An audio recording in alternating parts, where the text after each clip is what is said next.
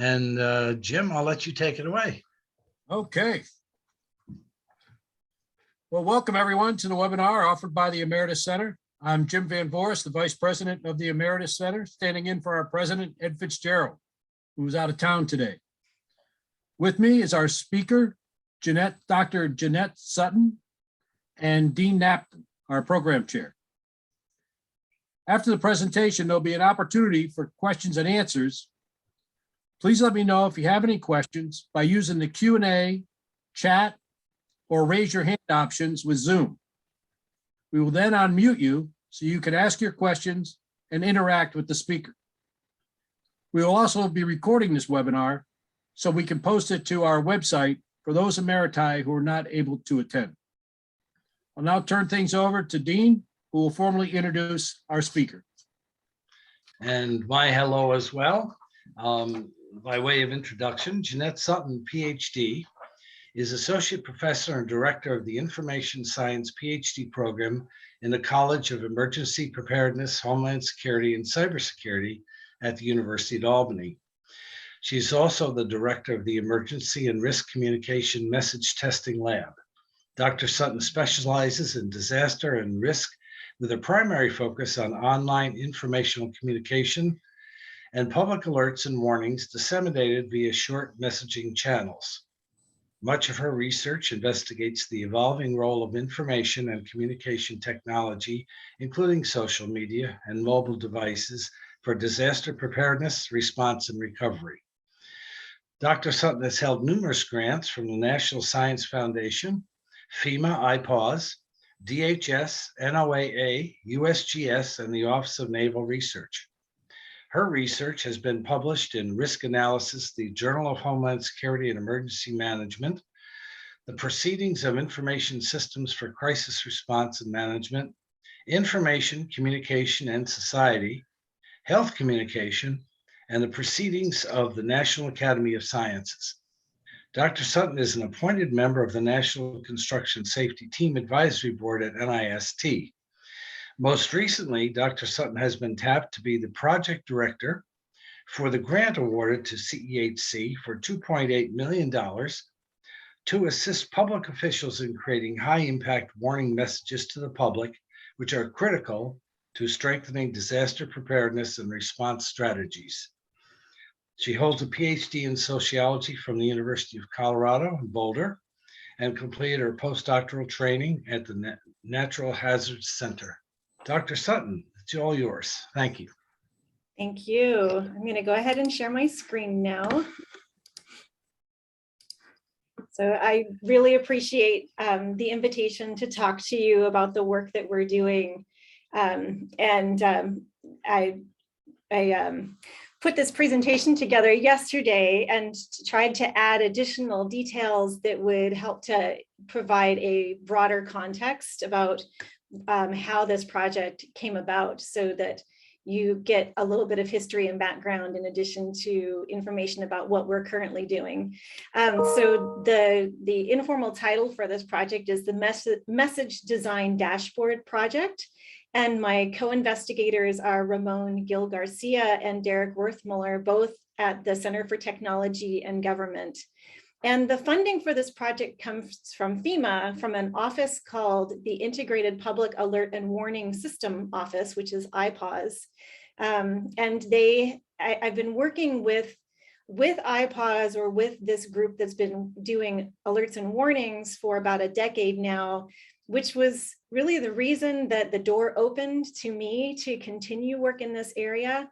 And as you know, as all researchers know, it's those relationships that you develop and that track record that you collect over time that helps to create new opportunities. And so this was an opportunity that we were thrilled that came to us in the last year. So I wanted to provide a little bit of history about alerts and warnings, just to kind of give you a background before I talk about the warning dashboard. We have within the disaster research community more than 7 decades of social science research on behaviors in disaster. This began back in the 1950s through the National Opinion Research Center at the University of Chicago, where scholars Charles Fritz and others were doing work, primarily with support from the Department of Defense, which is one of our primary federal funders historically for all different research. And at that time, what they were most interested in understanding was how people might behave in response to wartime activity. So the intent was to study the psychological reactions and behavior of individuals and local population in disaster for the purposes of developing methods for the prevention of panic and for minimizing emotional and psychological failures such as contagion or collective behaviors that are perceived to be irrational or other problematic behaviors. And interestingly, the groups that conducted this research, as they collected evidence of human behaviors across a range of disaster events, ranging from natural disasters to technological disasters, as well as potential wartime efforts, they found that the things that the Department of Defense was most concerned about, which is panic and contagion and irrational behaviors, are actually the things that that we shouldn't be worried about. In fact, it's it's more difficult to get people to pay attention to alerts and warnings and to take actions in response to them than it is that you're likely to overwhelm them with information that's going to cause people to go into some sort of mental state of instability and inability to take action. But looking back on that 50 years of research, they were really interested in how people receive information that's communicated to them about the events that they're engaging, and how that information might affect their processes and behaviors. So social processes and the communication needs to affect them really is at the heart of disaster research.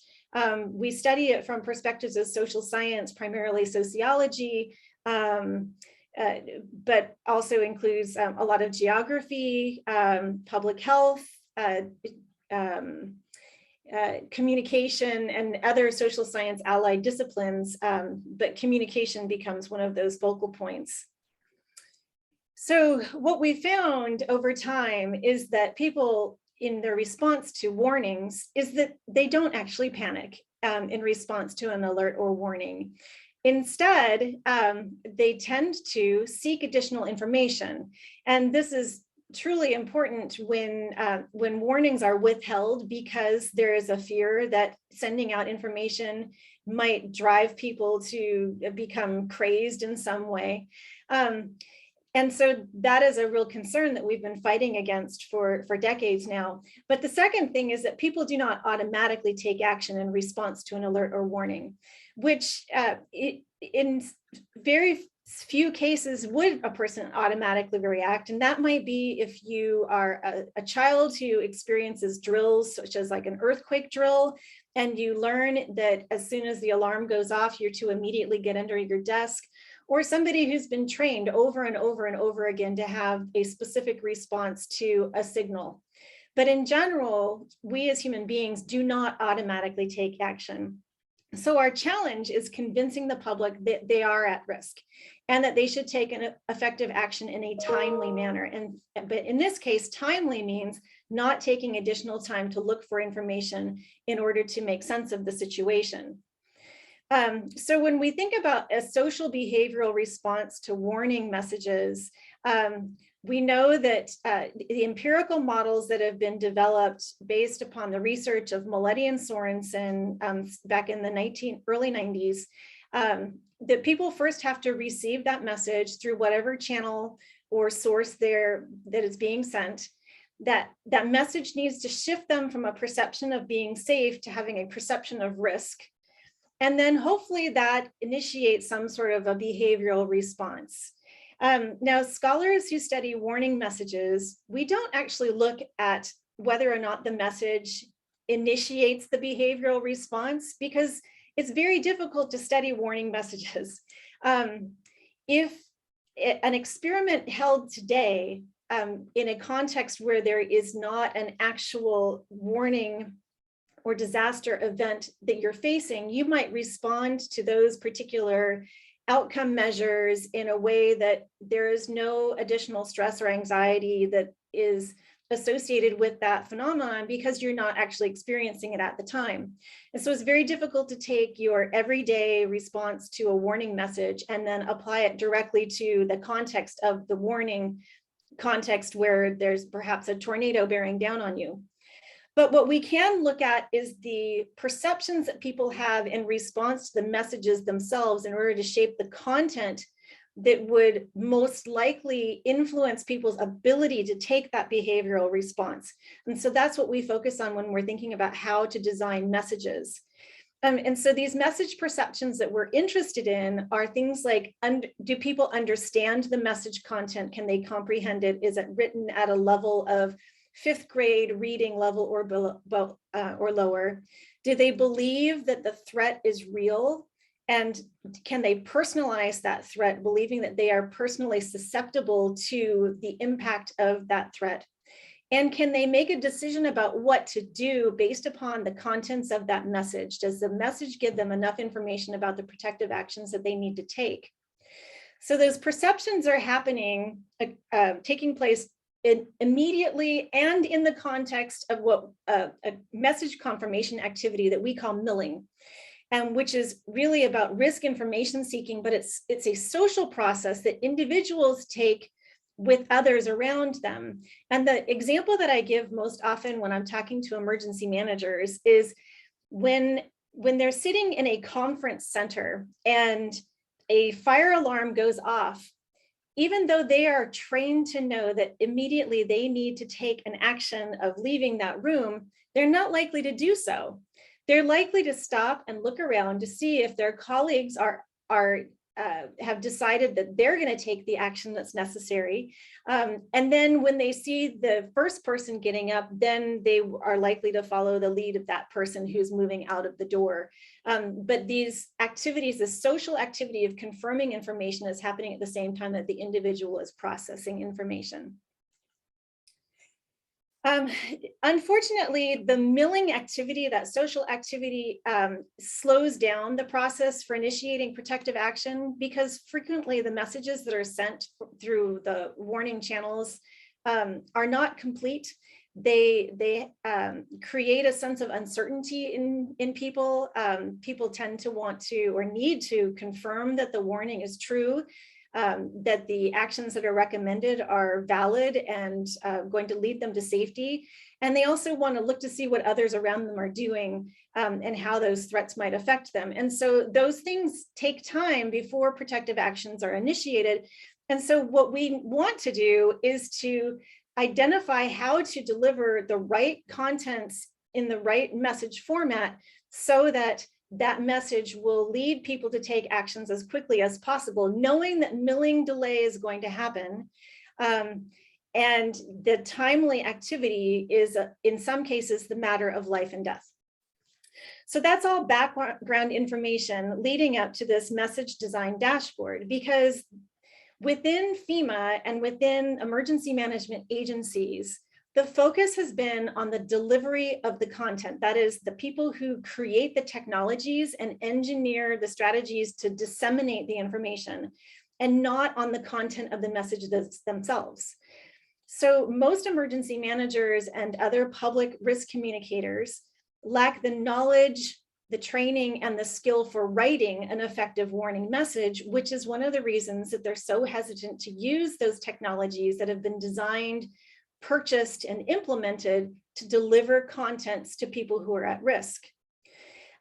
So I'm going to talk to you about wireless emergency alerts, because that is the space that the message design dashboard is actually designing contents for. If you have a cell phone, you've probably received a wireless emergency alert. They are delivered to people who are within the vicinity of a cell tower when a a hazard is identified by an agency such as the National Weather Service or a local emergency manager, they identify that threat, which triggers, the process triggers a local cell tower. And you see that there are circles around each of the cell towers in this illustration. And that's the broadcast area. And their broadcast areas overlap, and they sometimes overlap counties. But essentially, if you have a cell phone and you're standing within that broadcast area, and and you are then identified as being within the area of that threat, your phone is going to light up. So these are called wireless emergency alerts. They've been sent since about 2010. The first iteration of WIAs were 90 characters long and provided in English only. Most people have gotten them for Amber Alerts. There's three kinds of alerts that you might receive. One is the Amber Alert from the National Center for Missing and Exploited Children. The second is an imminent threat alert, such as for a tornado or a flash flood or a snow squall. I think we received a snow squall alert 2 weeks ago when a storm rolled across the state of New York, 2 lines actually. And then the third kind is a presidential alert, which the first 2 you can actually turn off on your phone. If you are annoyed enough by them, you can disable them through your phone. But the third one, the presidential alert, is the one that you cannot turn off because it allows the president or FEMA to contact you in the case of a national emergency. WIA 2.0 has now moved so that the messages are no longer 90 characters long, but they're actually 360 characters long. They also have the capability of including a URL, which can lead an individual to go out to web content. Alerting authorities can include a phone number, which you can click on, which should go to a phone base or somebody who can answer questions, possibly. It's supposed to be refined geo-targeting, which they're still working on. And they've also made it possible to send messages in Spanish language. The process of actually creating a wireless emergency alert is described by FEMA in this way. The event takes place or is imminent, and then an alerting authority sits at their computer and writes an alert message. And then the alert source and message are authenticated by DHS, and then the wireless provider sends the alert, and then the public receives the alert, and then the public follows the guidance. That section that I've circled in red, the alerting authority composes the alert messages where we are most focused, because in all likelihood, this emergency manager who is not well trained, doesn't practice, and is not well educated on how to construct a really good alert message, is this in the heat of the moment when they have to write those messages, that's the most difficult time to do so. And so we want to reduce the cost of doing that activity. And we're also trying to address the emergency manager who works outside of urban areas. The urban areas such as New York City or Chicago or San Francisco, Miami, Houston, Denver, those organizations have large numbers of people on their staff. They have additional resources that allow them to work ahead of time to develop messages, to compose them and get them vetted. But when you think of your local emergency manager or public risk communicator in a rural area of New York, they're often the only person who's doing all of the emergency management activities in addition to having to write these messages. And when they put on all of the different hats that they have, taking the time to learn how to write messages is just one more thing. And so the dashboard will address their ability primarily to compose these alert messages. So from these decades of research, we know how to design messages that will reduce milling, that information seeking to confirm, and it will increase protective action intent. So when we look across all of these decades, we know that there are specific pieces of information that will build out the messages. And these pieces of information are the things that are going to go into the dashboard that we're already working on. And these are probably somewhat simplistic and familiar and yet very difficult to do in the heat of the moment. It needs to include a local, familiar, trusted source, describe the threat in plain language, conveying certainty, and so not using scientific jargon and language that's difficult to understand. Describing the location and the consequences upon that location, which includes populations that are at risk. Explains the protective actions that people need to take, and does so in a way that people pay attention to specific words within the message because they're highlighted and they create a sense of urgency, like telling people now or immediately, and telling them what that protective action will do to reduce harm to them so that they know why they should take that action. Telling them when the message will expire and making sure that the message is written at a particular reading level so that the understanding of the message is fairly simple across all populations. We are really good at doing this for English language speakers, not good yet at doing this for Spanish language speakers or other languages. There just really hasn't been the same investment in other languages. But I believe that it's coming. Actually, I know it's coming because there are scholars who are working with Spanish language risk communication now, and FEMA has a real investment in populations that have unmet needs. And so they're thinking about Spanish language next. So this is what a 90-character wireless emergency alert would look like. It's incredibly short. It leaves a lot of information to the imagination of the message receiver. In this case, at the top is an example for a tsunami. Cal OES is the source, which is the Office of Emergency Service. If you don't know that acronym, you're already sunk. They tell you to evacuate now, so it's very forceful. They tell you it's a tsunami warning and that it's in this area and that the warning is occurring until 9 p.m. If you're familiar with WIA and you understand that you only receive that message because it comes to your phone, because you're within the vicinity of that cell tower, you would understand that this area that is being warned is actually the local area of the tsunami because they've identified it that way. If you're unfamiliar with WIA and don't know how it works, you wouldn't have a clue why that information is presented in that particular way. The active shooter example below that says Cal OES, take shelter now. It doesn't even say active shooter. It says law enforcement warning in this area until 4 p.m. So you can see with both of these, while they actually follow the best science that we had at the time about how to create a 90-character message, it still falls exceedingly short.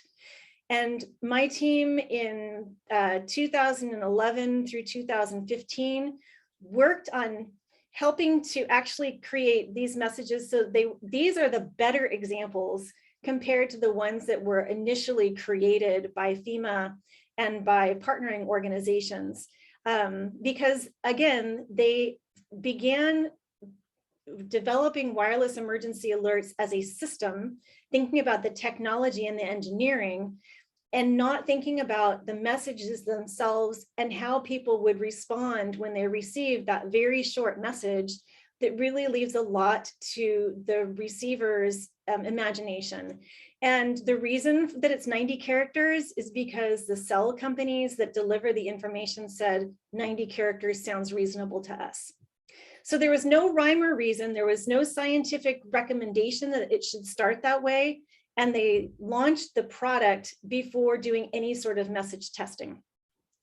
Well, when WIA 2.0 is now moving along, it gives greater opportunity to improve messages, but it also gives a greater opportunity for emergency managers to be really creative in their messaging. So if they're not good at writing messages to begin with, we need to help them to write better messages.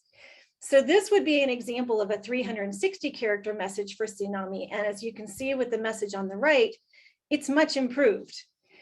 Here it spells out the California Office of Emergency Services. It identifies the hazard in all caps, so you know immediately it's a tsunami warning. The description of the event, it tells you very clearly in information that you could actually visualize. 20-foot waves are approaching the Orange County coast from San Clemente to Seal Beach. That's the location. People who do not evacuate low-lying areas could die. Tells you exactly the impacts.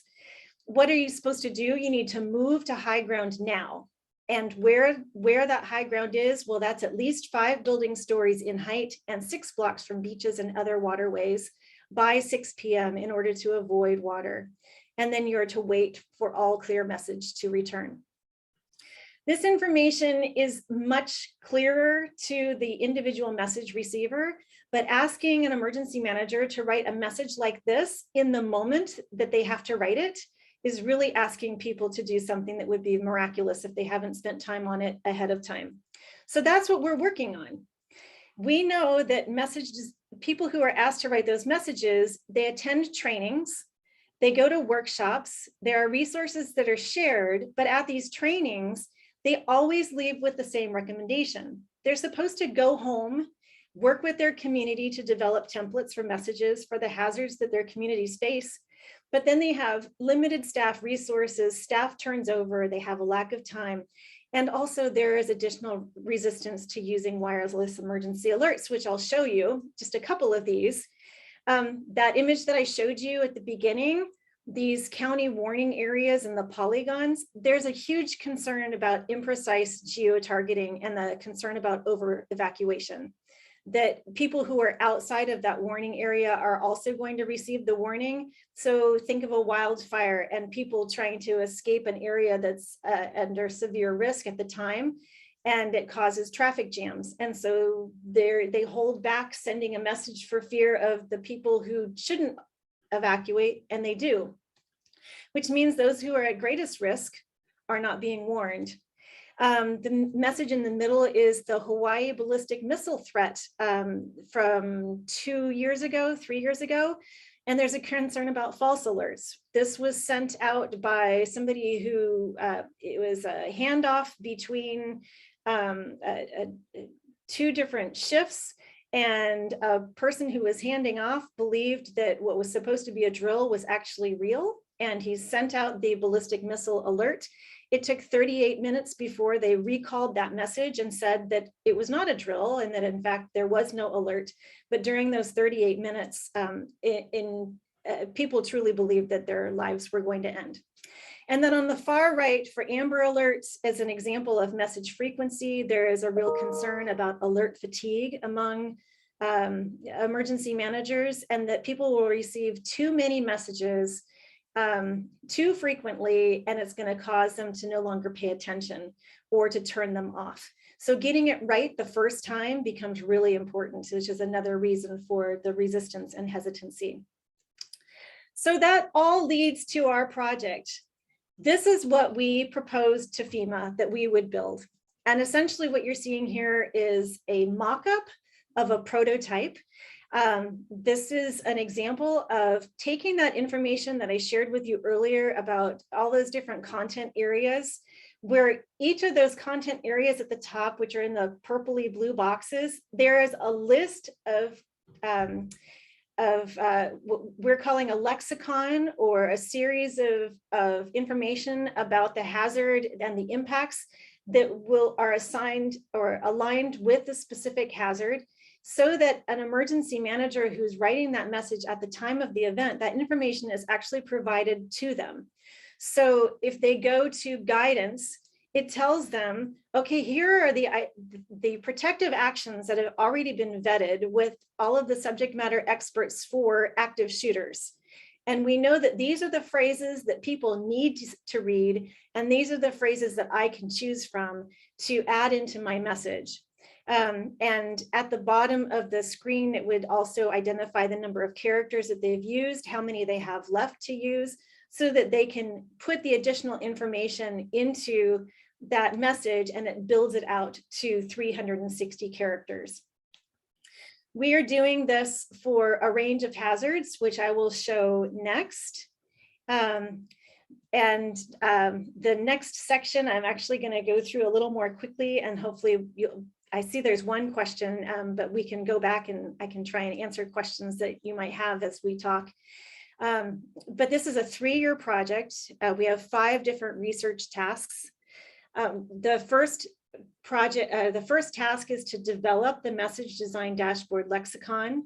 The second task is to design and test hazard messages. The third is to do a stakeholder and technology assessment. The fourth is to build and test the message design dashboard. And then the 5th task is to conduct training and education by delivering that information to emergency managers. I'll go through each of those briefly. So the first task is a task that I'm leading, where we are currently in the process of conducting an inventory of threat and protective action guidance. We're drawing this from a set of different documents, repositories, databases, in order to identify the kinds of hazards that these emergency managers face most frequently and alert for most regularly, how those messages have been constructed previously, and what good practices we can pull from them in order to design better messages for the future. We will then, after we finish that part, we'll be conducting focus groups with subject matter experts who are experts on the hazard themselves, because each hazard has different ways to describe the hazard and its impacts on a population, and specific sets of protective actions that go along with those hazards. When we finished conducting those focus groups with the subject matter experts for the hazards, we'll then work with our message design experts, so people who are scholars in communication, to confirm that the phrases that we've identified fit within that reading level that's appropriate, and that by combining these pieces of text together, it will build out a message that is the best possible message that you can create from a series of drop-down menus.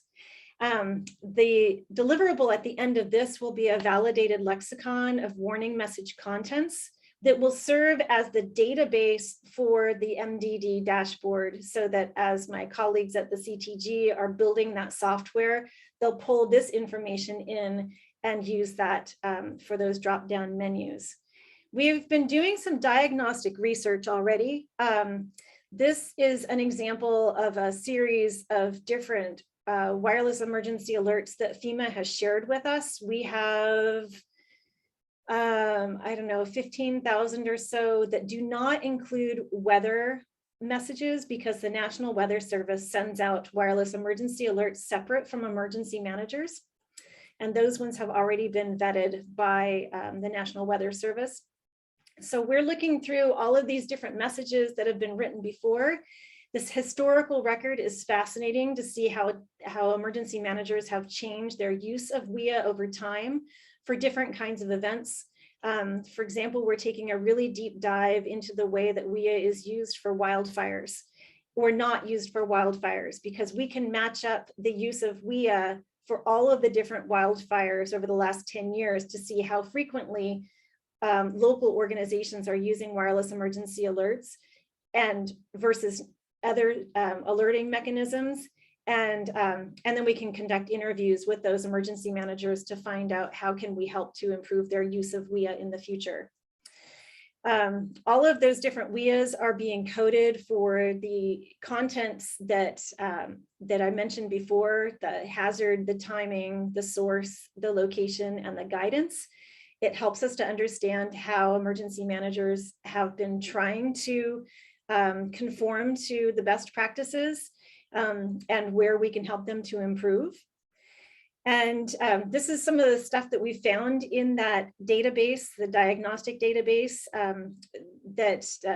there are some events that have a high frequency of alerts and some that have a very low frequency of alerts. One of the things that we find confusing as academics working in this area is the use of things like civil emergency message or local area emergency or law enforcement warning, which are probably terms of art for those people who are active responders to those kinds of hazards. But for people who, like myself, who represent the public who are receiving those messages, there's not a clear understanding of what a civil emergency message represents, or a local area emergency. What does that mean? I'm also troubled by the idea that some of these messages that have gone out are for things like just evacuation immediate, without a link to a specific kind of hazard, or a shelter in place warning without a link to a specific kind of hazard. And it's the lack of specificity within these messages that is going to increase the time that people take to look for more information and delay their protective action response. So we're aiming to help to fix that. Here's a list of other kinds of hazards that have been alerted for recently. COVID is a new one in the last 2 years, curfews, power outages, travel restrictions. And they also are using WIA to alert for things that are more public safety related, because they've now added public safety as an additional category of alerts, such as things like 911 outages or a water main break. The second part of our task is to conduct the prescriptive research, which is drawing from additional documents to develop the lexicon content. One area that we don't know a lot about how to do effectively yet is how to convey location information, because those people who work within government organizations who are thinking about how to improve WIA, they are inspired to say that WIA should include a map. Our research on earthquake early warnings, where we provide a map to somebody who receives an earthquake early warning, while people say that they want a map, the map does not increase their ability to take action or to understand the messages better. So we think that it's probably related to the amount of time that somebody has when they receive that message. That perhaps for messages that are for slower moving hazards, providing a map would be really useful for people's understanding, but for shorter fuse hazards, maps should not be provided. So we don't know yet how to help to make that recommendation, but we're moving forward on the other areas on hazard impacts and protective actions. These are the hazards that we're writing messages for, or building out the contents for. You see that they range from natural hazards to human-induced hazards and technological hazards. The human-induced hazards, we would not write in a message something like viral hemorrhagic fever to indicate the particular hazard that people are facing. It would be more likely something like a public health threat, or something that would be more less scientific, more understandable by the general population. And this is the reason that we're working with our subject matter experts to change the language around that, so that the message receiver would understand what the threat is and how it could affect them, instead of giving it a scientific name, which would be unfamiliar to most people. After we finish doing that, we'll be designing and testing messages with the public, so that there are a set of messages that have already been tested that will serve as examples for message writers. If they need to know what a message should look like in a particular hazard, they can pull that up and then design their message from that drop-down menu so that it matches what we've already identified as being the exemplary message. And then my colleagues are working on a couple of other tasks. The stakeholder and technology assessment being led by Ramon Gil Garcia at the CTG. They have already completed their environmental review of alert originating software and provided a report to FEMA on that, looking across the different softwares that have been developed for delivering messages, separate from the WIA system. And they're currently in the process of conducting interviews with emergency managers across the US within different areas that face different hazards and have different population numbers. They're also looking at demos of existing software systems, developing a user interface, and then they will be conducting usability testing with those end users, so that that drop-down kind of menu that I showed you the mock-up of, they would say that that is the correct way of providing that information to a user. Derek Worthmiller has been actively working on building and testing the MDD prototype. They've been working on the database with all of the contents we've been building out, the storage, the query design, and then the design of the actual system itself. And they will also be conducting evaluations and looking at how they can integrate that in with other systems that emergency managers have purchased off the shelf. And then the very last task is the training and education development. We expect to take everything that we've learned and developed and to create some training videos, some workshops, and importantly, we'll be testing how the MDD actually creates more effective messages by doing some pre and post training evaluation to see how they design messages without the assistance of the MDD and how they can do it better with the MDD to demonstrate that the money that's invested by the federal government has been a good use of that money. So that was actually longer than I wanted to talk, Dean, but that's the end of my presentation. So I'm going to stop sharing and open it up to questions. And I hope that people will, if they can turn on their cameras or raise their hands, they would be able to do so. Thanks, Jeanette. I think it was great. And I listened to every word. Oh, and good. I guess my question is, how is this eventually, when it's done, how is it going to be delivered to those that have to manage these messages, number one, and number two, how do we know people are going to believe these messages to begin with in this time of cybersecurity? So the first question is, how will those emergency managers actually get this tool in their hands? Right.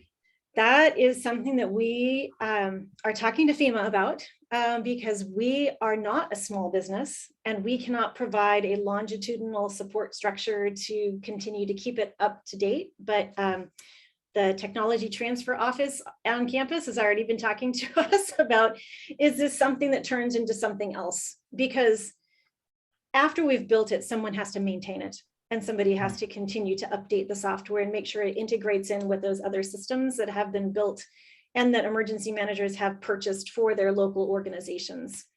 The second question about people trusting in it. I think this goes back to those questions that emergency managers have related to their own resistance to using it, because it is hackable. It is possible that they will use this for alerting people for situations where people don't think that they should be alerted for it. I remember reading several years ago when Seattle sent out blizzard alerts at 2 in the morning and people's phones lit up. They had no idea that their phones could light up. And so they started turning them off. And once they're turned off, if you turn them off for imminent threat hazards, and you're turning them off for all imminent threat hazards, for blizzard, as well as tornado, as well as earthquake, there's one on-off switch. And so emergency managers really have to get it right the first time in order for people to be willing to keep it turned on. And so it's a real concern, the concerns, both of the concerns that you're raising. And so a public education and outreach is going to be really necessary to help people to understand, how does this actually work? Why is my phone lighting up? Should I pay attention to it? Should I trust it? And our federal agencies don't tend to spend a lot of money on public campaigns to educate people on how these things work. And so there's going to be a real need for that. There is already a real need for that. So. Yes, well, I think there's certainly a need for consistent messaging like this, and especially in today's environment. I'm sorry, I don't mean to keep talking. Dan Smith is out there, and Dan, if you'd like to voice your question, you can unmute.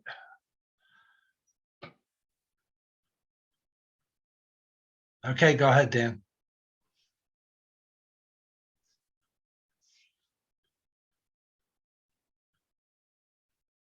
Dan, we don't hear you. Can you hear me? There we go. Okay, Yep. sorry, Jeanette, thank you for an enlightening talk. Having lived through a couple of incidents, Dean and Jim, at least that I know of who are attending today, went through the 1994 active shooter in a classroom, which was no fun for anyone. It was horrendous, and there was literally no communication. Law enforcement shows up, runs down into the to LC5, which is what they're trained to do. But you had a whole bunch of support units getting calls from parents because all the students phoned home, and we had no information to go on.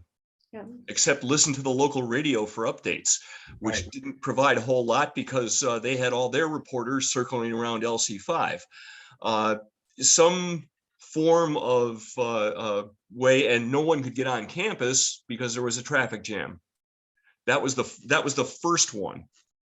The other one I was in was across the street at CNSE, where there was an earthquake in the Northeast US, which is they're not unheard of, and this one was a little bit above average, and all the buildings just quietly emptied out. People felt 3- and 4-story buildings shaking and said there was no alarms went off. Everybody just left. And we didn't know until we turned on the radio when we got back to our offices a little bit later that it was kind of okay. Nothing had been destroyed, no glassware, nothing like that. But there needs to be some real thought as to how do you help the people who are literally on the ground, helping thousands of students in the case of UAlbany, or their parents who are concerned about the students, or spouses for graduate students at night or what have you. Can they get to that level of granular fineness? So before I went back to grad school, I was part of the response to the Columbine High School shooting. And so have some awareness of the kind of context that you're speaking of. And then we did research on the Virginia Tech school shooting also when I was, after I finished my PhD. And the difference between the event that you were talking about in 1994 and Columbine in 1999, and then Virginia Tech in 2006, I think,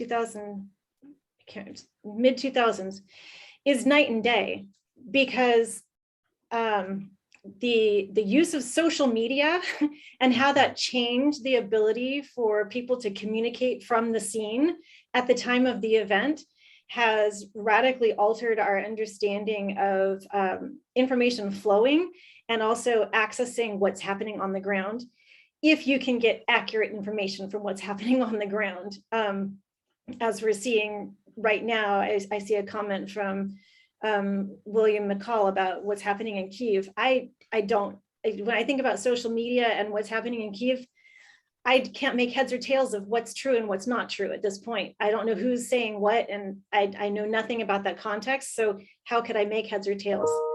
But the local emergency management on campus should have the ability to provide alerts that are targeted to individual buildings and also to individual cell phones, not through WIA, because they could use WIA, but in this case, it would more likely be that system that you've opted into that that comes directly to your cell phone, so you know automatically that it's from a trusted source on campus.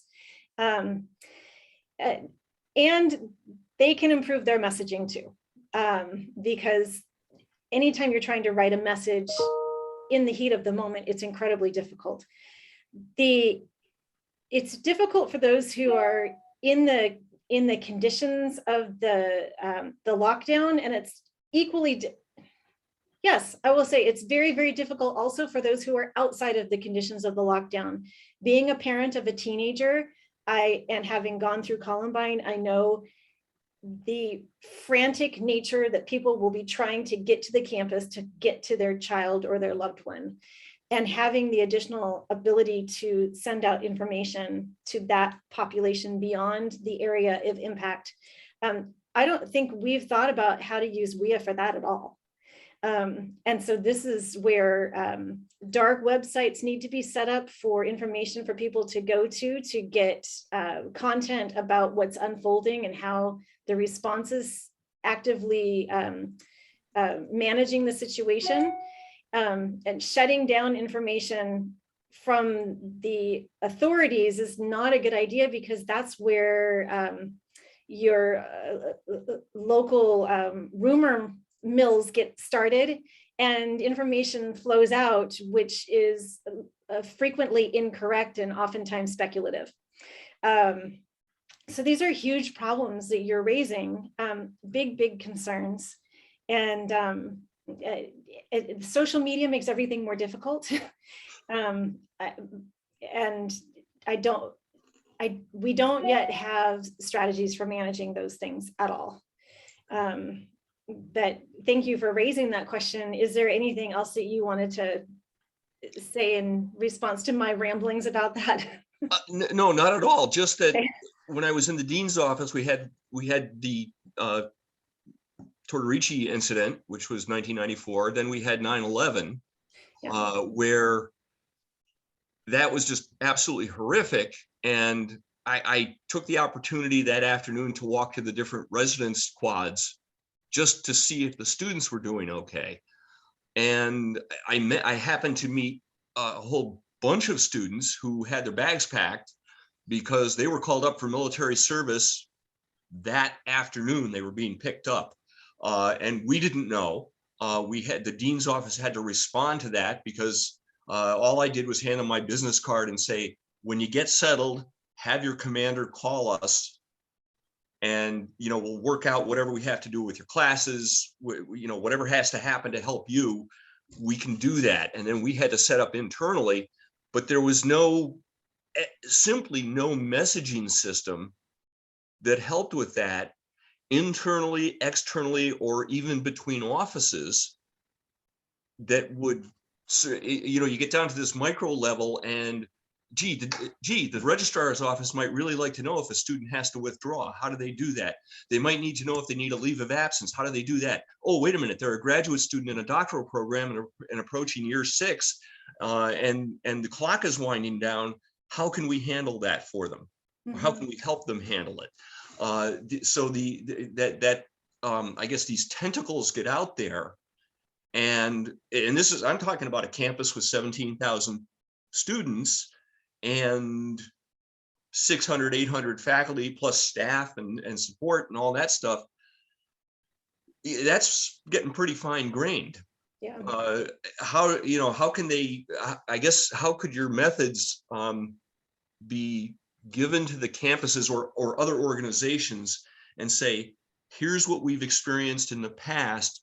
You can build on this, or you can throw it out and come up with something better and tell us what it is. Right. The fine-grained messaging to very specific subsets of populations is something that I've personally not worked on, because I do work at that level of getting the mass notification out to the broadest population in the shortest amount of time in order to get them to protect themselves quickly. But those secondary messages to other populations, they're equally important. It's just not the space that I've focused on. But everything that I've worked on in terms of designing messages that are going to help people to understand what they need to do and implement that action, all of that I'm happy to provide to campuses and share with them. And I know that they know that we're here in this college, but I also know that they're working on their strategies. I don't know that they've gotten to this level of working on their strategies, but I know that they do work on alerting strategies. Okay. So, but yeah, I mean, you've just identified a whole bunch of other dissertation topics for future students. So, Good for them. Good for me. Yeah. I'm not going back to grad school, but good for them. Yeah. I hope they're successful in their endeavors. Thank you very much. Sure. Let's see. Yes, Bill McCall.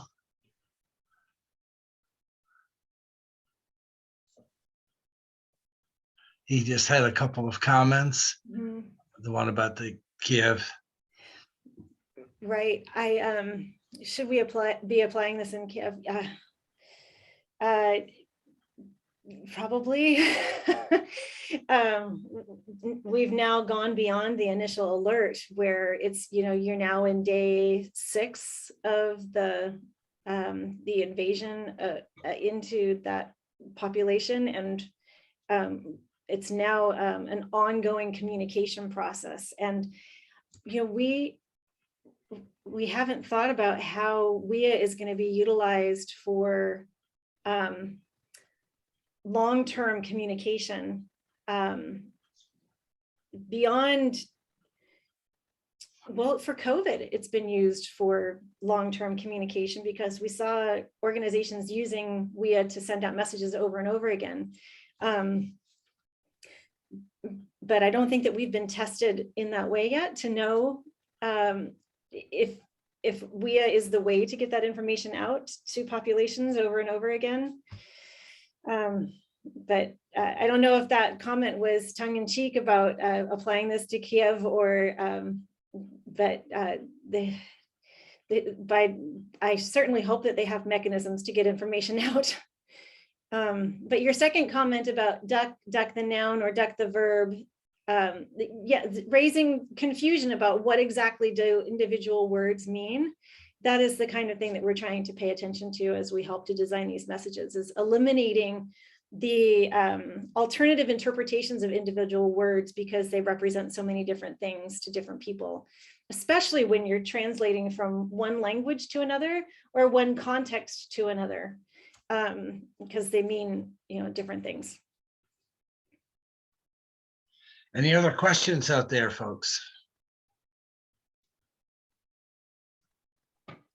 I don't see any others, Jeanette.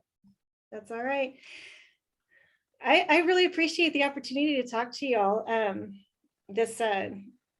Thinking about presenting this kind of research to groups that are obviously really invested in the university and exceptionally educated with a long history and career of educating others.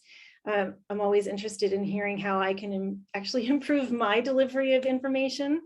And so this was a nice opportunity to practice sharing this with non-emergency manager office groups. So if you have feedback, please send it to Dean and he can share it with me. But please don't be like reviewer number 2. If you all remember what reviewer number 2 was like. If you hated it, don't tell me. I think it was great. And it was a whole area that needs to be addressed. And I think the work that you're doing is crucial. And as I said before, I think we need some consistent messaging.